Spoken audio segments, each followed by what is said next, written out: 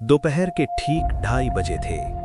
उदयपुर की एक तंग गली, एक छोटी सी सिलाई की दुकान के अंदर एक आदमी खड़ा था, हाथ में नाप की फीता, सामने 2 ग्राहक। उसे बिल्कुल अंदाजा नहीं था कि जिन कपड़ों का नाप वो ले रहा है, उसी दुकान में कुछ सेकंड बाद उसका खून बहेगा। और सबसे डरावनी बात ये थी कि ये सब कैमरे के सामने होने वाला था। जो होने वाला था वो कोई अचानक हुआ झगड़ा नहीं था, वो कोई गुस्से में उठाया गया कदम नहीं था। जो होने वाला था उसकी स्क्रिप्ट कई दिन पहले लिखी जा चुकी थी। उस आदमी का नाम था कन्हैया लाल और 28 जून 2022 की दोपहर भारत की सबसे खौफनाक और झकझोर देने वाली हत्याओं में दर्ज होने वाली थी। लेकिन आगे बढ़ने से पहले एक जरूरी बात, ये वीडियो एक वास्तविक आपराधिक घटना पर आधारित है। इसका उद्देश्य किसी भी धर्म, समुदाय, जाति या व्यक्ति के खिलाफ नफरत फैलाना नहीं है। ये कंटेंट केवल रिपोर्टेड तथ्यों, जांच एजेंसियों और सार्वजनिक रिकॉर्ड्स पर आधारित है। किसी भी प्रकार की हिंसा, कट्टरता या कानून को अपने हाथ में लेने का हम समर्थन नहीं करते। अब पूरी कहानी समझते हैं, शुरू से एक एक कड़ी जोड़ते हुए। कन्हैया लाल तेली, कुछ रिपोर्ट्स में उन्हें कन्हैया लाल साहू भी कहा गया है। जन्म लगभग 1982 के आसपास।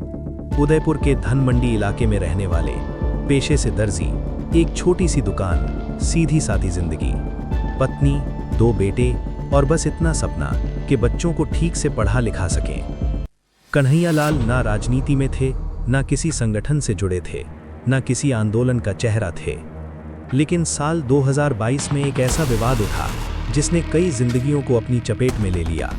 मई और जून 2022 बीजेपी की तत्कालीन प्रवक्ता नुपुर शर्मा की पैगंबर मोहम्मद पर की गई टिप्पणियों को लेकर देश विदेश में भारी बवाल मच गया। प्रदर्शन, नारे, सोशल मीडिया पर आग। और इसी उभरते माहौल में 11 जून 2022 को कन्हैया लाल के सोशल मीडिया अकाउंट से एक पोस्ट शेयर होती है जिसे नुपुर शर्मा के समर्थन में बताया गया। यहीं से कन्हैया लाल की जिंदगी पटरी से उतरने लगती है। उनके पड़ोसी नाजिम इस पोस्ट के खिलाफ पुलिस में शिकायत दर्ज कराते हैं। पुलिस आती है, कन्हैया लाल को गिरफ्तार किया जाता है। एक आम दर्जी जिसे ठीक से फोन चलाना भी नहीं आता, वो थाने और अदालत के चक्कर लगाने लगता है। कन्हैया लाल पुलिस को बताते हैं कि वो पोस्ट उन्होंने नहीं डाली, उनके बेटे ने गलती से उनके फोन से शेयर कर दी थी जब वो गेम खेल रहा था। कुछ दिनों बाद कन्हैया लाल को जमानत मिल जाती है, लेकिन जेल से बाहर आने के बाद उनकी असली परेशानी शुरू होती है। उन्हें धमकियां मिलने लगती हैं, लगातार फोन पर, मैसेज में, सोशल मीडिया पर। उनकी तस्वीरें शेयर की जाती हैं, साथ में लिखा जाता है, अगर कहीं दिखे तो मार दो। 15 जून 2022 कन्हैया लाल खुद धनमंडी पुलिस स्टेशन जाते हैं, लिखित शिकायत देते हैं। वो साफ साफ कहते हैं, मेरी जान को खतरा है, अगर मैं दुकान खोलूंगा तो मुझे मार दिया जाएगा। वो नाजिम और 5 अन्य लोगों के नाम भी बताते हैं। पुलिस का कहना है कि दोनों पक्षों के बीच समझौता कराया गया और बाद में कन्हैया लाल ने कथित तौर पर कहा कि उन्हें आगे कोई कार्रवाई नहीं चाहिए। लेकिन सवाल यही है, क्या एक डरा हुआ आदमी वाकई आज़ादी से फैसला कर पाता है? इसी बीच कहानी में एक और नाम सामने आता है, मोहम्मद रियाज अत्तारी। 17 जून 2022 हत्या से 11 दिन पहले रियाज एक वीडियो बनाता है। कैमरे के सामने खड़े होकर वो कहता है, पैगंबर का अपमान करने वालों को छोड़ा नहीं जाएगा। हम मारेंगे, हम वीडियो बनाएंगे, हम उसे वायरल करेंगे और हमें किसी सज़ा की परवाह नहीं है। उस वक्त शायद किसी ने नहीं सोचा कि ये शब्द इतनी जल्दी हकीकत बन जाएंगे। अब आता है 28 जून 2022 दोपहर करीब 2:45। धनमंडी इलाका, दुकानें खुली हैं, लोग आ जा रहे हैं। कन्हैया लाल अपनी दुकान में बैठे हैं, तभी 2 आदमी अंदर आते हैं। शांत चेहरा, सामान्य आवाज। उनके नाम मोहम्मद रियाज अत्तारी और गौस मोहम्मद। वे ग्राहक बनकर आते हैं। कन्हैया लाल नाप लेना शुरू करते हैं और फिर अचानक धारदार हथियार निकलता है। क्लीवर जैसे चौड़े भारी हथियार से कन्हैया लाल पर हमला किया जाता है, एक के बाद एक वार, बिना रुके, बिना किसी हिचक के। सब कुछ कैमरे में रिकॉर्ड हो रहा था। कन्हैया लाल को दुकान से बाहर घसीटा जाता है, उनके गले पर धारदार हथियार से हमला किया जाता है। जांच में बाद में सामने आता है कि इस्तेमाल किया गया हथियार खुद आरोपियों ने अपनी वेल्डिंग वर्कशॉप में बनाया था। कन्हैया लाल का सहायक ईश्वर बीच में आता है। वो बचाने की कोशिश करता है, लेकिन उसे भी सिर में गंभीर चोटें आती हैं।